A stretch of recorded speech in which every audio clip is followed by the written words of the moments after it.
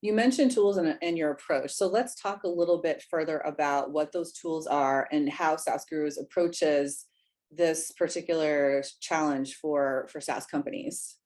So it starts from the fact that our history is not in accounting and finance. We actually come from operations and IT and other areas that really focus on process efficiency.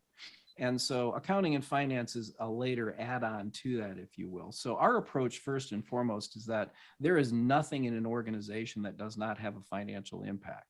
So when we're looking at how do we collect all the data and information for finance and how do we protect the company against risk, because that's also part of what we do, we're looking at sales operations, we're looking at HR operations, we're looking at finance operations, we're looking at any area where a lot of data is being collected and processed that's ultimately going to have an impact on the bottom line, and how is that information handled.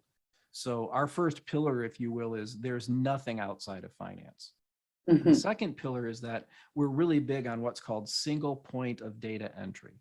You want to enter your data one time only. You don't want to have customers set up in an accounting system that's separate from your marketing system, that's separate from your CRM, that's separate from your customer success.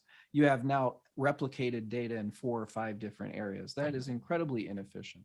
What you should be doing is entering it in one area, making sure that that's done correctly, and then it propagates throughout all those systems.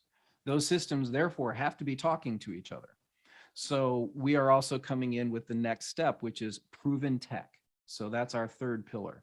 We don't come in and try and experiment and say, oh, well, this is the system we think might work, or maybe it doesn't. We work in B2B SaaS. We work in B2C SaaS. We understand what applications are available out there to help the back office, to help do all the metrics and everything else that we need. We've worked with these teams in the past. We know their software works. We have processes that are specific to that we know work. So our third pillar of proven tech and processes. And then really the fourth one is harkens back to a training that we received from the Japanese when it comes to quality, and it's called Poka-yoke. And that really roughly translates to not even a fool can make a mistake, right?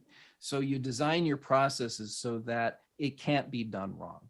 Because when you think about it, whether you're manufacturing a car or you're manufacturing an invoice, if you will, both of those have elements of quality associated with them that are controllable.